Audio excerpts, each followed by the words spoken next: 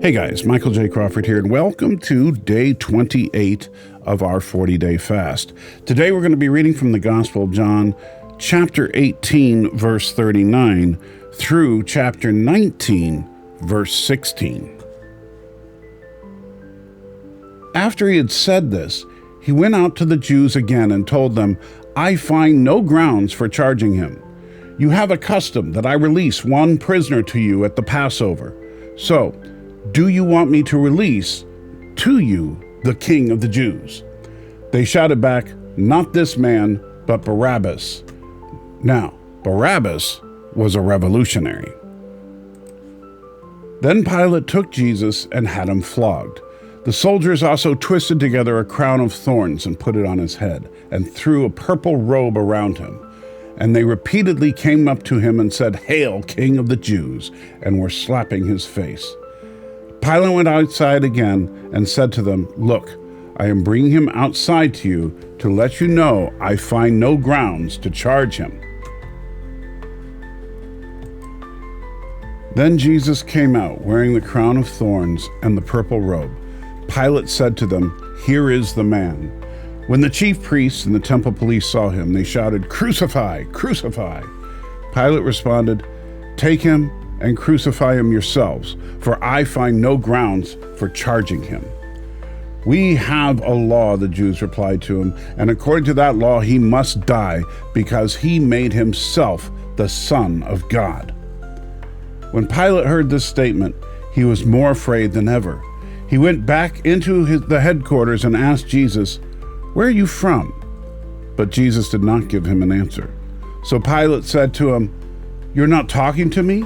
Don't you know that I have the authority to release you and the authority to crucify you?" "You would have no authority over me at all," Jesus answered him, "if it hadn't been given to you from above. This is why the one who handed me over to you has the greater sin." From that moment, Pilate made every effort to release him, but the Jews shouted, "If you release this man, you are not Caesar's friend. Anyone who makes himself a king opposes Caesar." When Pilate heard these words, he brought Jesus outside. He sat down on the judge's bench in a place called the Stone Pavement, but in Hebrew, Gabbatha. It was the preparation day for the Passover. It was about 6 a.m. Then he told the Jews, "Here is your king." But they shouted, "Take him away! Take him away! Crucify him!" Pilate said to them, "Should I crucify your king?" "We have no king but Caesar," the chief priests answered. So then, because of them, he handed him over to be crucified. This exchange between Pilate and the crowd reveals a deep spiritual misidentification. The Jewish people, who had long awaited the Messiah, rejected the very one sent to save them. When they cried out that they had no king but Caesar, they publicly declared allegiance to an earthly, oppressive ruler, denying their true king, Jesus.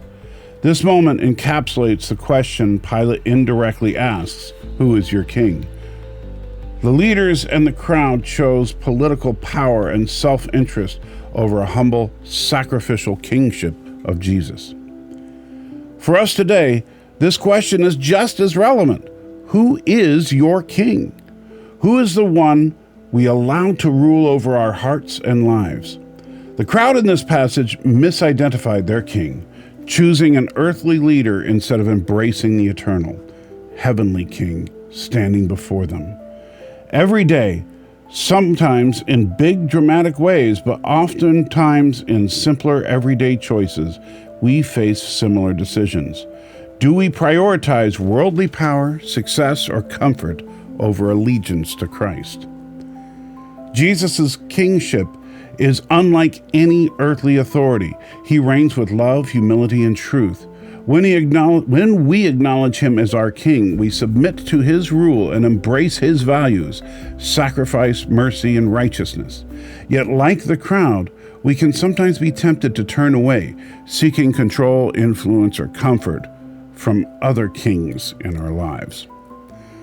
The crowd's rejection of Jesus as their king serves as a reminder that we too must be careful not to misidentify where our ultimate loyalty lies.